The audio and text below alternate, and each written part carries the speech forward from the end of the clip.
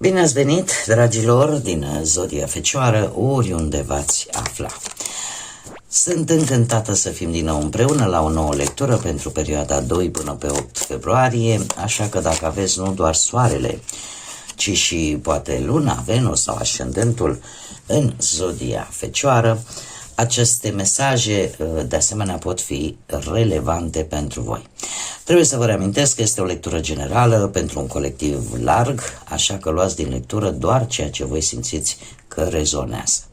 Înainte de a începe lectura pentru Zodia Fecioară, vreau să mulțumesc tuturor celor care sunt deja aici și care mă susțin și apreciez enorm fiecare comentariu de susținere, fiecare gest de apreciere și fiecare gând bun din partea voastră. Iar dacă sunteți aici pentru prima dată și simțiți că acest canal va aduce claritate, ghidare sau poate liniște interioară, eu vă invit cu mare drag de asemenea să vă abonați și dacă doriți îl puteți susține printr-un simplu like. Toate aceste lucruri sunt gratuite, nu costă bănuți decât dorința. Începem lectura voastră cu energia acestei săptămâni. Energia acestei săptămâni, dragilor, se numește perechea și ne vorbește foarte mult de Zodia Balanță alături de planeta Venus. E vorba în mare parte de sentimente, de iubire, de frumusețe și cred că ori veți schimba forma în care vă relaționați pe plan afectiv, ori pe plan estetic, ceva veți schimba. Este foarte interesant faptul că se dorește un echilibru.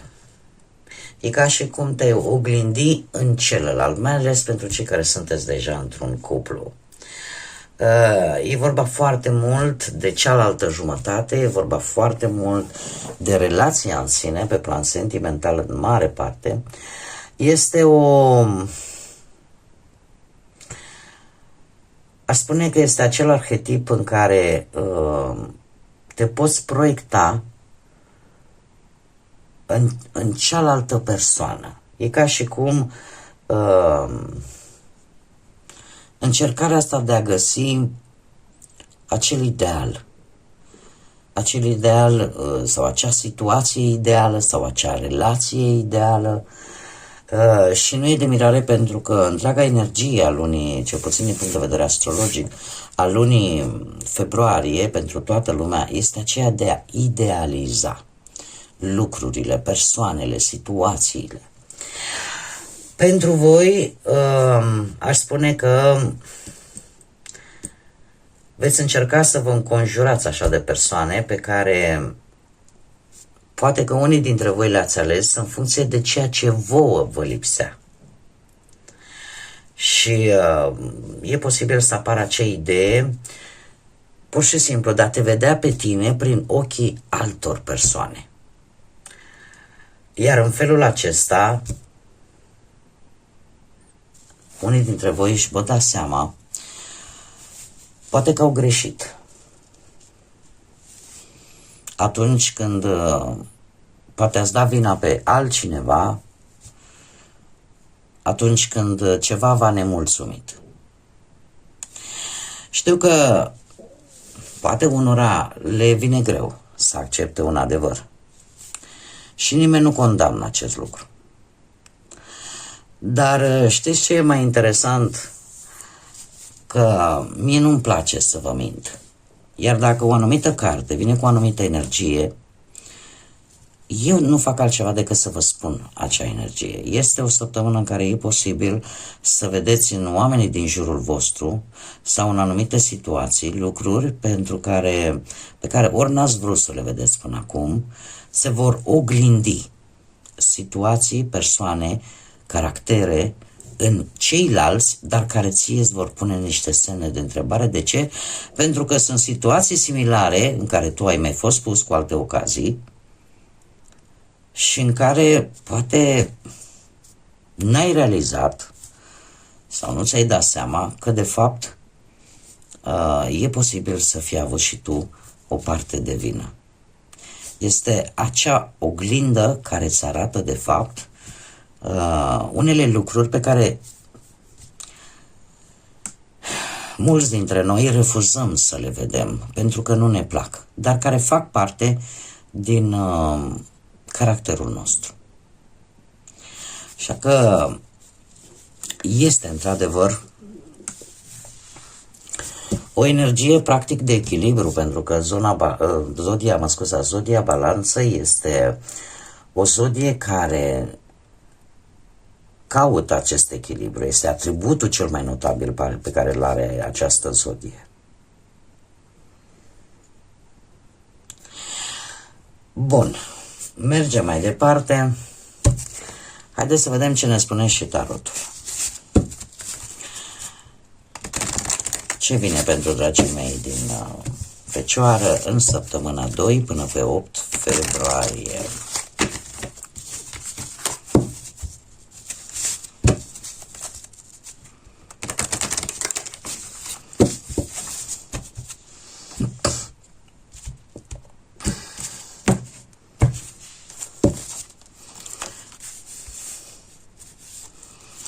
Avem un rege. Se pare că... Ia să vedem ce mai bine, da. Și încă o dată judecata. Nu, la leu mi-a mai căzut judecata. Dragii mei, situația actuală, avem un rege de spade care vă poate reprezenta foarte bine pe voi. Ne vorbește într-adevăr de un intelect destul de puternic, de emoții foarte bine controlate, de o seriozitate de care dați dovadă în această săptămână și care se pare că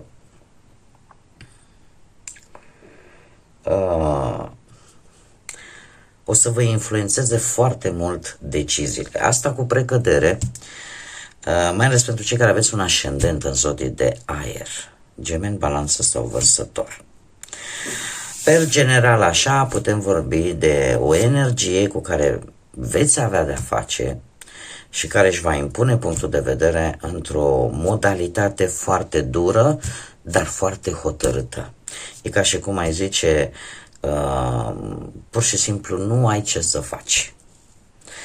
Putem vorbi de haine de stat, haine cu autoritate, persoane cu autoritate, nu știu, avocați, judecători, procurori, cam tot ce ține de partea asta legislativă, sau notari, de ce nu, tot ce se poate ocupa cu legea,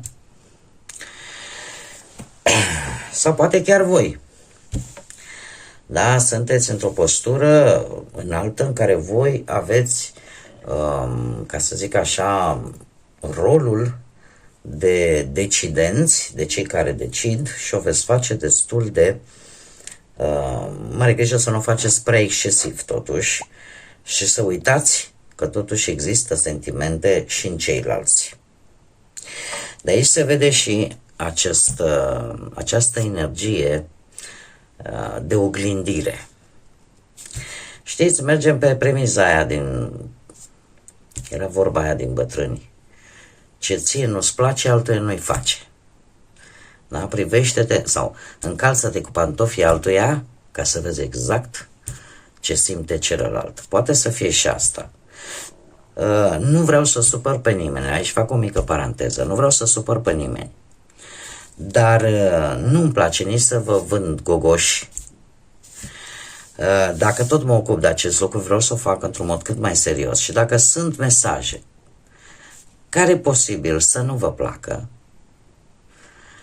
sau să nu fie ceea ce vor urechile voastre să audă, nu o fac ca aș avea ceva împotriva acestei zodii, ci pur și simplu vă traduc mesajele cărților. Ce nu este favorabil pentru voi? În această săptămână, nefavorabil pentru voi va fi ori aflarea unui adevăr, ori o clarificare, o situație care se clarifică și care, din păcate, va juca un pic în defavoarea voastră. De asemenea, decizia de a începe un nou proiect de viață, pe orice plan vorbim, că e el profesional, financiar sau sentimental, aveți grijă că are două tăișuri. Pe de o parte puteți să câștigați, dar pe de altă parte se poate și pierde. Deci, în general, eu aș spune că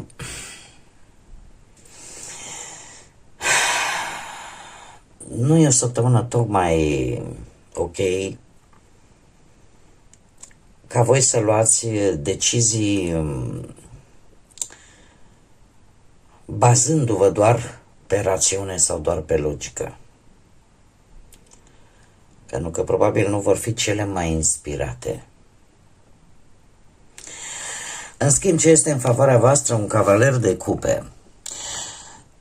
Pozitiv pentru voi în această săptămână, posibil să vină o ofertă destul de bună. Destul de bună care să vă, nu știu, o propunere, o declarație, cel mai bine aspectat sunt deciziile luate intuitiv, din instinct. Sunt cele mai reușite decizii. Partea asta pragmatică, deciziile pragmatice, dure, ne ținând cont de sentimentele celorlalți, nu sunt tocmai bune pentru voi și chiar, cum am văzut, pot juca un rol defavorabil pentru voi. În schimb, tot ce ține de decizii luate intuitiv, instinctiv, chiar pot să vă aducă reușite. De asemenea, putem vorbi de persoane, o persoană specială, foarte benefică pentru voi în soluționarea poate unei probleme la nivel de muncă, la nivel de bani sau chiar și de viață sentimentală. Este cineva care are soluția unei probleme. Cineva dintr-o zodie de apă sau care are legătură cu zodiile de apă, Rac, Pești sau Scorpion. În schimb, ce puteți controla în această săptămână? Puteți controla anumite situații care vor merge destul de lent. Puteți să lăsați meticulozitatea să vă ajute, interesul pentru ce nu se vede, foarte atent, răbdarea stă la voi și controlul ei. În general, cavalerul de monede îmi vorbește desigur de zodii de pământ, la fel ca și voi, Taur, Fecioară sau Capricorn, deci foarte bine poate să fie reprezentat de către voi și îmi vorbește de asemenea de a merge pas cu pas, de a nu grăbi lucrurile. Depinde foarte mult de voi o anumită situație din orice domeniu al vieții, pe care, în funcție de ritmul pe care voi îl dați, așa așa va fi și succesul, finalizarea benefică a acelei situații. Este posibil în această săptămână să vină oportunitatea de a te ține de un cuvânt dat sau de a onora un compromis făcut și, desigur, cum se putea altfel, vine și un mic avertisment: încearcă pe cât se poate să înțelegeți într-un fel sau altul că lucrurile nu trebuie neapărat făcute doar cum gândiți voi. Dați posibilitatea și altor energii să-și exprime punctul de vedere sau poate să schimbe maniera în care lucrurile evoluează. Eu aș spune că această săptămână pentru voi, dragilor, este o săptămână în primul rând de autocunoaștere.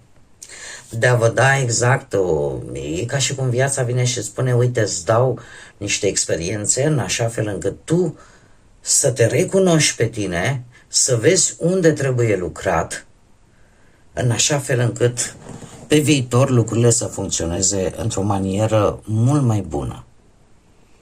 Este o săptămână de autocunoaștere. Ce nu puteți voi controla?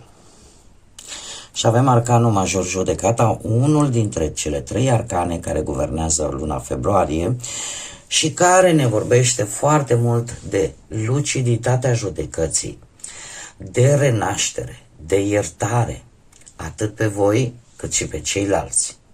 De faptul că aveți șansa să triumfați în multe aspecte ale vieții, indiferent de ce vorbim, că e de bani, că e de muncă, că e de dragoste. aveți șansa să, să rezolvați anumite lucruri. A spune judecata vine poate să vină prin intermediul unui apel telefonic sau prin intermediul unei comunicări foarte importante, care pe voi să vă ajute să înțelegeți mult mai profund anumite lucruri vis-a-vis de voi înșivă în primul și în primul rând, dar și vis-a-vis de alții. Nu știu, poate că la locul de muncă vei evita sau vei înțelege că a face prejudecăți vis-a-vis de alte persoane nu este tocmai ok. De ce? Pentru că, sau chiar să participi la ele. De ce? Pentru că îți vei da seama, așa cum bine am văzut, te vei privi ca într-o oglindă și îți vei da seama că dacă eu am o gândire total greșită față de o anumită persoană de la locul de muncă, față de șeful meu, fără să știu ce se află în spatele sau cu ce se confruntă respectiva persoană, asta este una din prejudecățile comune cu care, din păcate, noi oamenii ne confruntăm aproape zilnic. Dar, cum am mai spus, este o lecție. O lecție în a accepta acele momente în care poate involuntar, în dorința poate chiar de a face bine, ai greșit. Și pe de altă parte, este o săptămână în care vei avea de-a face cu tot felul de persoane sau de situații în care tu te vei regăsi ca într-o oglindă. Acum, în funcție de ce vei regăsi acolo, dacă îți va plăcea sau nu, asta ține de cât de tare accepti sau acceptați unii dintre voi să corectați poate anumite gesturi, anumite lucruri la voi sau să le ignorați. Dar ce pot eu să vă spun, ce nu o să puteți controla, nu puteți controla un anumit proces. Un anumit proces de vină, un anumit proces de vindecare, care își va face apariția în această săptămână, iar voi va trebui să-l manevrați, va trebui să-l gestionați în cea mai bună formă. Haideți să vedem acum și ce mesaj al pădurii mistice am pentru voi, dragilor din Fecioară, pentru această săptămână. Și spune așa: iubirea unește sufletele. Iubirea este o energie bidirecțională, da? Merge în ambele sensuri. Atunci când două suflete se atrag, cresc, se împreunează și se completează mutual. Este în relațiile intime, exprimă-ți dragostea prin intermediul acțiunilor, precum o îmbrățișare, un compliment sau un act dezinteresat sau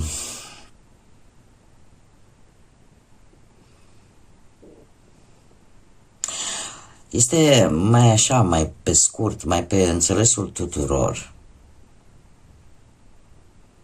Este un îndemn de a acționa. De a acționa și a arăta de fapt ceea ce poate voi simțiți la modul pozitiv, cu toate că aici avem o energie bidirecțională. Știți cum e? Că poți să iubești cu o intensitate extraordinară, cum de asemenea poți să urăști cu o intensitate la fel de extraordinară. Depinde foarte mult de voi. Și este indicat în această săptămână să acționați, să faceți lucruri care să se vadă, să fie palpabile. Cum de asemenea puteți să nu vă costă nimic să faceți un compliment poate cuiva și chiar dacă ajutați pe cineva, să o faceți dezinteresați, fără să vă creați așteptări. E ca și cum ai zice: păi eu l-am ajutat pe Cutărescu, acum nu mă interesează, are, n-are, poate, nu poate, el trebuie să mă ajute sau ea trebuie să mă ajute pe mine. Este tu din momentul în care ai luat decizia să-l ajuți pe respectivul, tu ți-ai creat o așteptare. Iar în viață și din punct de vedere religios și chiar din punct de vedere social. Cel mai bine este atunci când reușești să faci un bine cuiva, să nu-ți creezi așteptări. Mai ales față de acea persoană care poate chiar a avut nevoie de ajutorul tău.